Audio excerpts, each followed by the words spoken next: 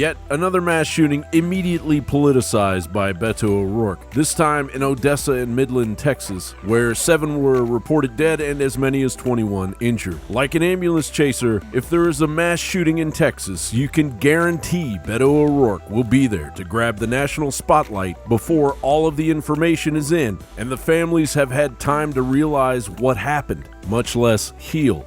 Not sure how many gunmen, not sure how many people have been shot, don't know how many people have been killed, the condition of those who have survived, don't know what the motivation is, do not yet know the firearms that were used or how they acquired them.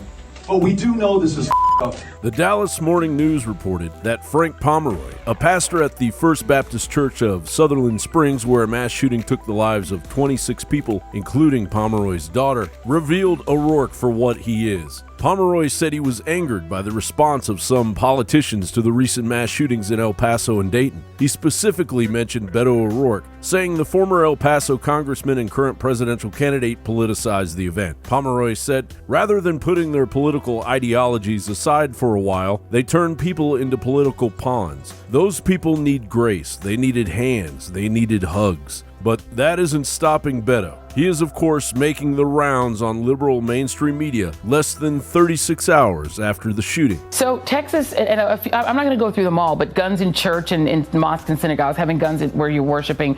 This is one that I found particularly frightening.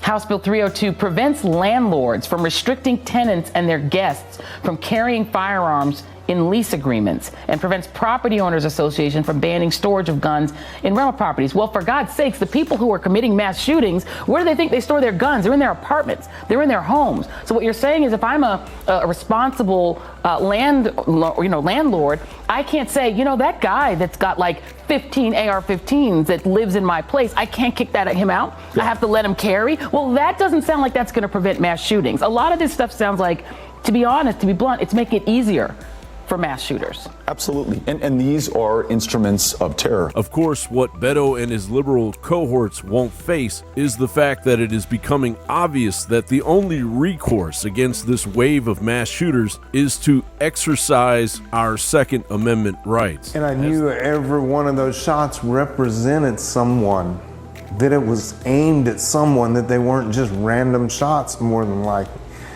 I grabbed a handful of ammunition and started loading my magazine. I ran outside. I didn't even take time to put my shoes on. And then I saw a man in a black tactical helmet with a dark shaded helmet on, and obviously looked to me like it was bulletproof vest. And he had a pistol in his hand.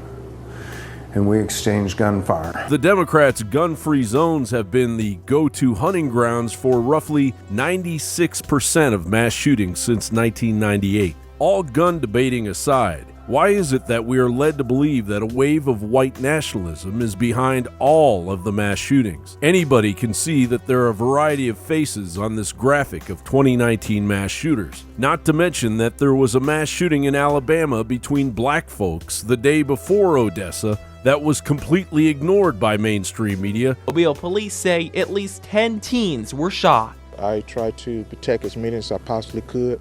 I told them to get down. Mobile police say all of those injured were teens, ranging in age from 15 to 18. Not to mention at least 20 of the mass shootings in 2019 have been in Chicago. This August, 288 people were shot and 46 people were killed. All of it ignored because it doesn't fit the liberal media's divide and conquer narrative. The only feasible reason for the dangerous pattern of propaganda unleashed on the American public is that the Democrats are fomenting a divide so deep that they will bring order out of chaos through a manufactured race war that no real American wants. John Bound reporting.